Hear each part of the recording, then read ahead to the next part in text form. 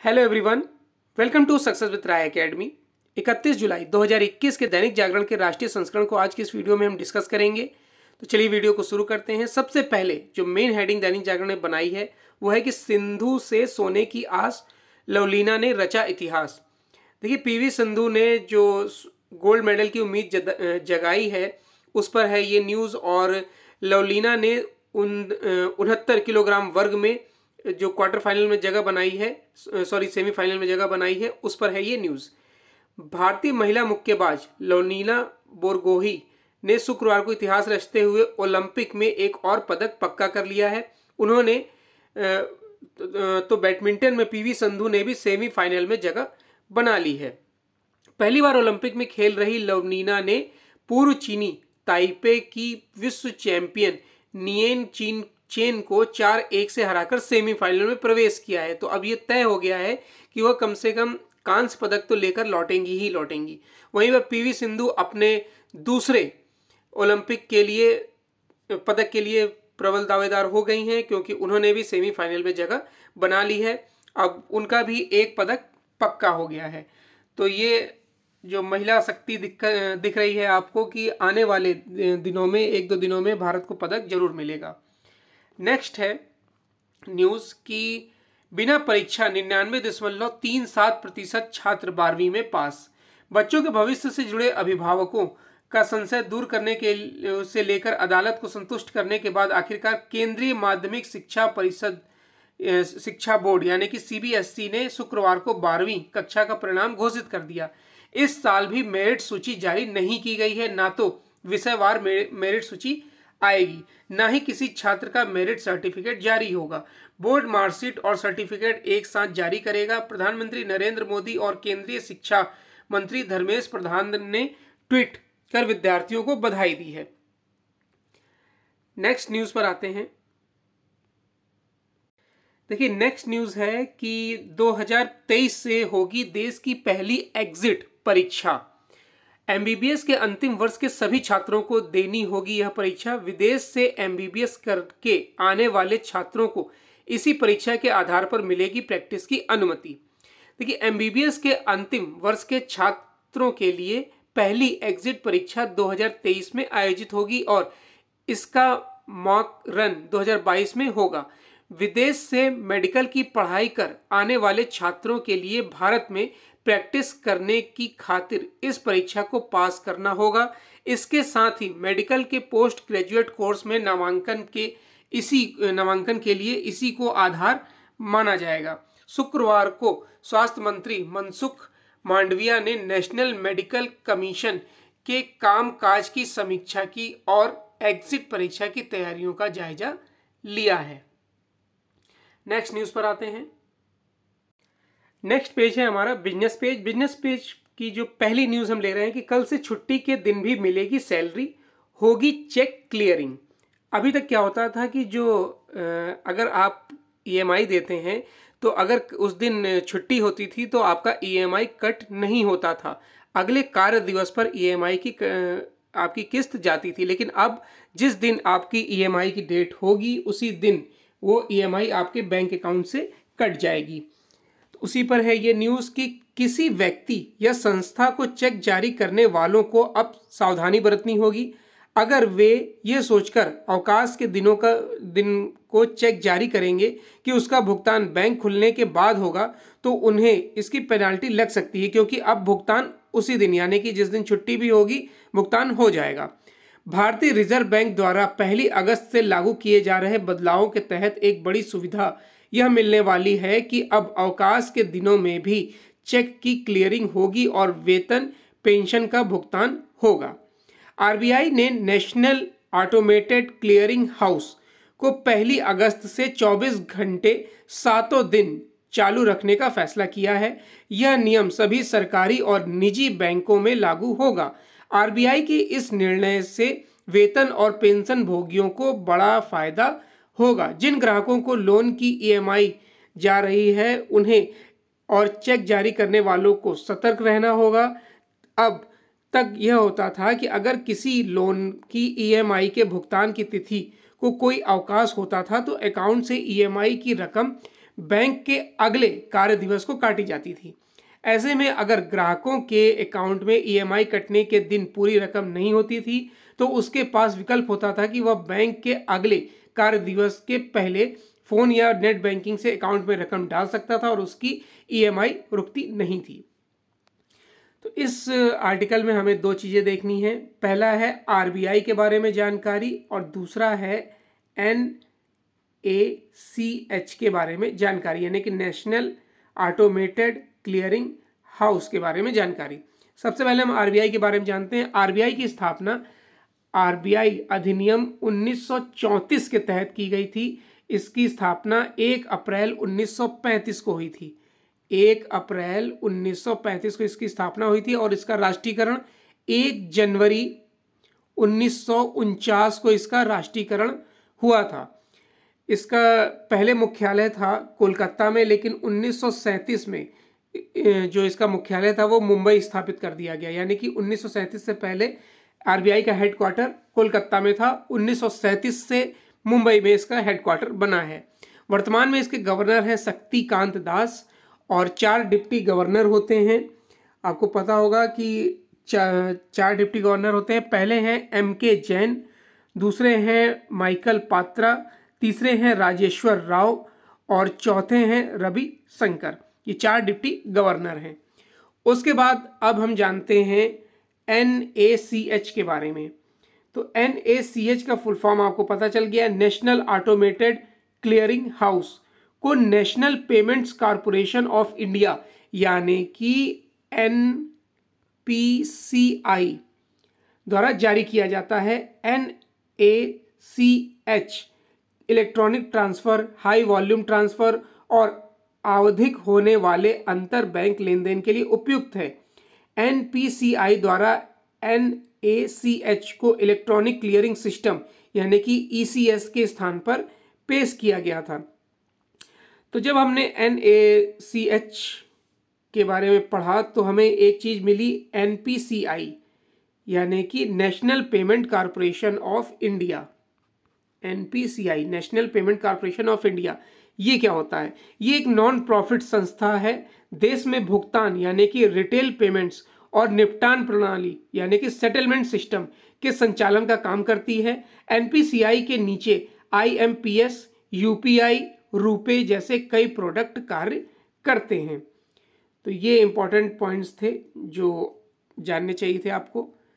Next है कि जून में करीब 9% रही कोर सेक्टर की विकास दर। सबसे पहले आपको पता होना चाहिए कि ये कोर सेक्टर क्या होता है। कोर सेक्टर, देखिए कोर सेक्टर वह उद्योग होते हैं जो किसी भी अर्थव्यवस्था में मुख्य उद्योग होते हैं। अर्थव्यवस्था में उनका हिस्सा बहुत ही महत्वपूर्ण होता है, जिसमें इसका भार भी शामिल होता है। कोर सेक्टर का भार जैसे पेट्रोलियम रिफाइनरी उत्पाद 28.04, उसके बाद विद्युत उत्पादन 19.85%, स्टील उत्पादन 17.92%, कोयला उत्पादन 10.33%। इस तरीके से ये कोर सेक्टर होते हैं। और भारत में टोटल 8 कोर सेक्टर हैं। टोटल 8 कोर सेक्टर हैं। पहला है कोयला, दूसरा है कच्चा तेल, तीसरा है प्राकृतिक गैस, फिर है पेट्रोलियम रिफाइनरी, फिर है उर्वरक, फिर है स्टील, सीमेंट व बिजली। यह कोर औद्योगिक उत्पादन के सूचकांक का 40.27% हिस्सा होता है। तो चालू वित्त वर्ष की पहली तिमाही यानी कि अप्रैल से जून 2021 के दौरान कोर सेक्टर में पिछले वर्ष समान तिमाही के मुकाबले 25.3% की बढ़ोतरी दर्ज की गई है। हालांकि यह बढ़ोतरी पिछले साल अप्रैल जून के दौरान देशव्यापी लॉकडाउन की वजह से कोर सेक्टर के खराब प्रदर्शन की वजह से है। पिछले वर्ष की पहली तिमाही में कोर सेक्टर में 23.8% की गिरावट दर्ज की गई थी। वहीं इस वर्ष जून में कोर सेक्टर के उत्पादन में पिछले साल की समान अवधि के मुकाबले 8.9% का इजाफा रहा है। कोर सेक्टर में कोयला, कच्चे तेल, प्राकृतिक गैस, रिफाइनरी उत्पाद, खाद, स्टील, सीमेंट एवं बिजली शामिल हैं। नेक्स्ट न्यूज पर अब आते हैं। नेक्स्ट पेज है हमारा एडिटोरियल पेज। एडिटोरियल पेज में पहला आर्टिकल लिखा है बंगाल में लोकतंत्र का जनाजा। बंगाल में जिस तरीके से स्थिति बनी हुई है और वहाँ पर चुनाव के बाद जब ममता बनर्जी की पार्टी तृणमूल कांग्रेस जीती तो उन्होंने भाजपा पर एक तरीके से आप कह सकते हैं कि पूरी तरीके से हमला बोल दिया। उनके कार्यकर्ताओं ने चुन चुन कर भाजपा के उन कार्यकर्ताओं को मारा गया, हत्या की गई या फिर दुष्कर्म हुए, लोगों की संपत्तियों को बर्बाद किया गया। जिन्होंने वोट नहीं दिया तृणमूल कांग्रेस को, उनको परेशान किया गया। इस तरीके से परेशान किया गया कि वो बंगाल से पलायन के लिए मजबूर हो गए, यानी उनको अपनी जान बचाना तक मुश्किल हो गया। हालांकि इस पर फिर केंद्र सरकार ने अपनी टीम भेजी, उस पर राष्ट्रीय मानवाधिकार आयोग ने भी अपनी टीम भेजी, इस पर जांच आई है और इसमें कहीं ना कहीं दोष के राज्य सरकार पर मढ़ा जा रहा है। सबसे पहले हम ये जानते हैं कि लोकतंत्र क्या होता है। देखिए, लोकतंत्र आम लोगों की भलाई का एक मनोरथ है। लोकतंत्र लोगों का, लोगों द्वारा और लोगों के लिए शासन है। ये समानता के सिद्धांत पर आधारित है। लोकतांत्रिक शासन प्रणाली का मुख्य सिद्धांत समानता है। इसका मतलब केवल राजनीतिक समानता नहीं है, बल्कि आर्थिक और सामाजिक समानता भी है। लोकतंत्र दो प्रकार के होते हैं, एक विशुद्ध या प्रत्यक्ष लोकतंत्र और दूसरा प्रतिनिधि सत्तात्मक या अप्रत्यक्ष लोकतंत्र। लोकतंत्र में जानते हैं आप, जो जनता होती है वो सरकार चुनती है। सरकार कुछ निश्चित व्यक्तियों का एक समूह होता है जो राष्ट्र तथा राज्यों में निश्चित काल के लिए तथा निश्चित पद्धति द्वारा शासन करता है। प्रायः इसके 3 अंग होते हैं, व्यवस्थापिका, कार्यपालिका और न्यायपालिका। सरकार के तंत्र का अभिप्राय उस राजनीतिक व्यवस्था से होता है जिसके द्वारा राज्य की सरकार को जाना जाता है। यह बड़ी विडंबना है कि रविंद्रनाथ टैगोर के प्रदेश में, जहां प्रख्यात कवि ने यह कल्पना की थी कि मस्तक हमेशा ऊंचा रहेगा, मस्तिष्क भयमुक्त होगा और जहां समाज टुकड़ों में नहीं विभक्त होगा, उसी राज्य में हजारों लोगों के साथ हत्या, दुष्कर्म, पलायन और धमकी इत्यादि की घटनाएं पिछले कुछ महीने से सामने आ रही हैं। इन शब्दों में राष्ट्रीय मानवाधिकार आयोग यानी कि NHRC ने बंगाल के चुनाव बाद की हिंसक घटनाओं की जांच का निष्कर्ष निकाला है। तो यहाँ पर अब हमें मिलता है NHRC जानने के लिए। इसका फुल फॉर्म होता है national human rights commission. Bharat का राष्ट्रीय मानवाधिकार आयोग एक स्वायत्त विधिक संस्था है। इसकी स्थापना 12 अक्टूबर 1993 को की गई थी। इसकी स्थापना मानवाधिकार संरक्षण अधिनियम 1993 के तहत की गई है। यह आयोग देश में मानवाधिकारों का प्रहरी है। यह संविधान द्वारा अभिनिश्चित तथा अंतर्राष्ट्रीय संधियों में निर्मित व्यक्तिगत अधिकारों का संरक्षक करता है, यानी कि उनकी रक्षा करता है। और अगर हम राष्ट्रीय मानवाधिकार आयोग के जो वर्तमान अध्यक्ष हैं वो हैं अरुण कुमार मिश्रा। NHRC की रिपोर्ट के अनुसार बहुत बड़ी संख्या में आपराधिक तत्वों जिन्हें राज्य का संरक्षण प्राप्त था ने सुनियोजित और व्यापक पैमाने पर हिंसात्मक घटनाओं को अंजाम दिया। प्रतिशोध की भावना से हिंसा हुई, जिसमें सत्तारूढ़ दल द्वारा मुख्य प्रतिस्पर्धी दल को निशाना बनाया गया, जिससे हजारों लोगों का जनजीवन प्रभावित हुआ और उन्हें भयंकर आर्थिक संकट का सामना करना पड़ा है। रिपोर्ट में यह भी लिखा है कि सदस्यों को यह देखकर दुख हुआ कि इन घटनाओं की स्थानीय नेताओं द्वारा निंदा करना तो छोड़िए, बल्कि मौके पर भी नहीं गए और ऐसे कोई कदम नहीं उठाए जिससे लोगों का कष्ट कम हो सके। आगे आर्टिकल में बताया गया है कि फलस्वरूप तृणमूल कांग्रेस के अराजक तत्वों के विरुद्ध कोई कार्रवाई नहीं की गई। संपूर्ण प्रदेश में जो शिकायतें प्राप्त हुई थी उसमें अधिकतम कूच बिहार से मिली हैं। दूसरे स्थान पर वीरभूमि, जहां 314।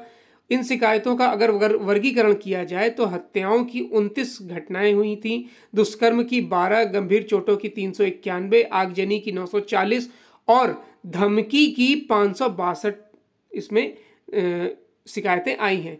देश में पुलिस की आज जो दुर्दशा हो रही है वह सर्वविदित है। हम अंग्रेजों को औपनिवेशिक पुलिस बनाने का दोष देते हैं, पर हमारे नेताओं ने तो उसका राजनीतिकरण और कुछ हद तक अपराधीकरण भी कर दिया है। हाल में हमने देखा कि महाराष्ट्र में वहां का शासकीय तंत्र कैसे पुलिस से व्यापक पैमाने पर धन की उगाही करा रहा था। अब बंगाल का नमूना हमारे सामने है, जहां सत्ताधारी दल ने मतदाताओं के उस वर्ग पर जिसने उसके विरुद्ध मत दिया था कहर बरपा रहा है। बंगाल की ममता बनर्जी सरकार भले ही एनएचआरसी की रिपोर्ट को खारिज करे, परंतु इस संवैधानिक संस्था की रिपोर्ट को नकारा नहीं जा सकता है। उसकी जांच टीम ने लिखा है कि बंगाल में विधि का शासन के बजाय शासक का विधान है। उसने चेतावनी के रूप में यह भी कहा था कि यदि इस चिंताजनक रुझान को रोका नहीं गया तो शायद यह बीमारी, जिसमें सरकारी तंत्र की पूरी ताकत सत्तारूढ़ दल के राजनीतिक लक्ष्य की पूर्ति में लगा दी जाती है, अन्य प्रदेशों में भी फैल जाए। यदि ऐसा हुआ तो बंगाल की तरह अन्यत्र भी लोकतंत्र का जनाजा निकल जाएगा। नेक्स्ट आर्टिकल है पहाड़ों से छेड़छाड़ के घातक नतीजे। तो ये आर्टिकल जो पहाड़ अब कह सकते हैं कि दरक रहे हैं, उनको नुकसान पहुंच रहा है, उस पर यह आर्टिकल लिखा गया है। तो सबसे पहले हम ये जानते हैं कि पहाड़ का निर्माण कैसे होता है, पहाड़ कैसे बनते हैं। देखिए, पृथ्वी के भूगर्भ में स्थित लावा चट्टान के खिसकने के कारण और गैसों के भारी दबाव के कारण पृथ्वी से बाहर निकल आता है, जिसका तापमान लाखों डिग्री सेंटीग्रेड होता है। जब यह बाहर निकलता है तो आसमान में राख फैल जाती है और सांस लेने में दिक्कत होती है। जब कई साल बाद यह लावा ठंडा होता है तब यह पहाड़ का रूप ले लेता है। पृथ्वी के बीच प्लेटों की सबसे बड़ी एक टक्कर से ही दुनिया के सबसे ऊंची पर्वत श्रृंखला हिमालय व तिब्बत के पठार का निर्माण हुआ। इतना ही नहीं, इस टक्कर की वजह से संसार भर के 7000 मीटर से अधिक ऊंचे पर्वतों की श्रृंखला बना दी। लाखों सालों से पूरा भारतीय उपमहाद्वीप लगातार उत्तर की ओर बढ़ रहा है। बरसात के मौसम में पहाड़ी इलाकों में भूस्खलन जनित घटनाएं बहुत आम होती जा रही हैं। पिछले दिनों महाराष्ट्र के कई गांवों में बरसात तबाही लेकर आई है। पहाड़ों की गोद में बसे कई गांव देखते ही देखते नजरों से लुप्त हो गए। महाराष्ट्र के रायगढ़ में महाड़ में पहाड़ खिसका और बस्ती मलबे में बह गई। रत्नागिरी के पुसोर बोदवाड़ी में भी तबाही थी। पहाड़ खिसकने के पीछे असल कारण उस बेजान खड़ी संरचना के प्रति बेपरवाही होती है। पहाड़ खिसकने की त्रासदी का सबसे खौफनाक मंजर अभी कुछ साल पहले उत्तराखंड में केदारनाथ यात्रा के मार्ग पर देखा गया था। देश में पर्यावरण संरक्षण के लिए जंगल पानी बचाने की तो मुहिम चलती है, लेकिन मानव जीवन के विकास की कहानी के आधार पर पहाड़ पठारों के नैसर्गिक स्वरूप को उजाड़ने पर कम विमर्शी होते हैं। यानी कि कैसे जल संचित किया जाए, कैसे जंगल को बचाया जाए, इस पर तो आप चर्चा करते हैं, इस पर समिति बनती है, लेकिन पहाड़ों का संरक्षण किस तरीके से किया जाए इस पर कोई समिति नहीं बनती है। बीते 4 दशकों में तालाबों की जो दुर्गति हुई सो हुई। पहाड़ों पर हरियाली उजाड़ कर झोपड़ झुग्गी उगा दी गई। नंगे पहाड़ पर जब पानी गिरता है तो सारी पहाड़ी काट देता है। अब तो पहाड़ में पक्की सड़कें भी बनती जा रही हैं। पहाड़ों को एक बेकार बेजान संरचना समझकर खोदा जा रहा है, लेकिन यह ध्यान नहीं दिया जा रहा कि नष्ट किए गए पहाड़ के साथ उससे जुड़ा पूरा पर्यावरणीय तंत्र ध्वस्त हो जाता है। किसी पहाड़ की तोड़फोड़ से इलाके के भूजल स्तर पर असर पड़ने, कुछ झीलों का पानी पाताल में चले जाने की घटनाएं तो होती ही रहती हैं। यदि गंभीरता से देखें तो मनुष्य के लिए फिलहाल पहाड़ों का छिन्न भिन्न होता पारिस्थितिकी तंत्र चिंता का विषय ही नहीं है। इसका विमर्श कभी पाठ्य पुस्तकों में होता ही नहीं है। आज हिमालय के ग्लेशियर और वहां के पर्यावरण को बचाने के लिए तो सरकार सक्रिय हो गई है, लेकिन देश में हर साल बढ़ते बाढ़ और सुखाड़ वाले इलाकों में पहाड़ों से छेड़छाड़ पर कहीं गंभीरता नहीं दिखती है। पहाड़ नदियों के उद्गम स्थल हैं, पहाड़ नदियों का मार्ग हैं। पहाड़ों पर हरियाली न होने से वहां की मिट्टी तेजी से कटती है और नीचे आकर नदी तालाब के गाद के रूप में जमा हो जाती है। नेक्स्ट आर्टिकल है अराजकता को प्रोत्साहन। ये कृषि कानून पर जो गणतंत्र दिवस पर हुआ था, ये आर्टिकल हम कई बार डिस्कस कर चुके हैं। नेक्स्ट पेज पर आते हैं। नेक्स्ट न्यूज़ है इंटरनेशनल पेज से, और ये न्यूज़ है H1B वर्क वीज़ा आवेदकों को एक और मौका देगा अमेरिका। तो H1B वीज़ा होता क्या है? देखिए, H1B immigration and nationality act की धारा 101 के अंतर्गत संयुक्त राज्य अमेरिका में एक गैर अप्रवासी वीज़ा है, यानी कि वर्किंग वीज़ा है। यह अमेरिकी नियोक्ताओं को विशेषतापूर्ण व्यवसायों में अस्थायी तौर पर विदेशी कर्मचारियों को नियुक्त करने की अनुमति देता है। अमेरिका ने घोषणा की है कि वह H1B वर्क वीज़ा के लिए आवेदकों को दूसरा मौका देगा। United states immigration and citizenship के तहत उन योग्य आवेदकों को चयनित होने का मौका प्रदान करेगी जिन्हें पहली बार की लॉटरी प्रणाली में नहीं लिया जा सका था। यह एक ऐसा कदम है जो सैकड़ों भारतीय IT पेशेवरों के लिए एक और सुनहरा अवसर होगा। USCIS के एक बयान में कहा गया कि इस साल की शुरुआत में बड़ी संख्या में H1B वीज़ा जारी किए जाने के बाद यह फैसला किया गया है। भारतीय IT पेशेवरों में प्रचलित H1B वीज़ा एक गैर अप्रवासी वीज़ा है जो अमेरिकी कंपनियों को विशिष्ट योग्यताओं वाले कार्यों के लिए विदेशी कर्मचारियों को रखने की अनुमति देता है। प्रौद्योगिकी कंपनियां जिन्हें सैद्धांतिक या पेशेवर कौशल की आवश्यकता होती है, भारत और चीन जैसे देशों से हर साल हजारों लोगों को इसी वर्क वीज़ा के आधार पर रखती है। तो ये आज का यानी कि 31 जुलाई 2021 का दैनिक जागरण का राष्ट्रीय संस्करण था। आई होप आपको वीडियो अच्छा लगा होगा। अगर वीडियो अच्छा लगा हो तो लाइक और शेयर कर दीजिएगा। वीडियो देखने के लिए धन्यवाद।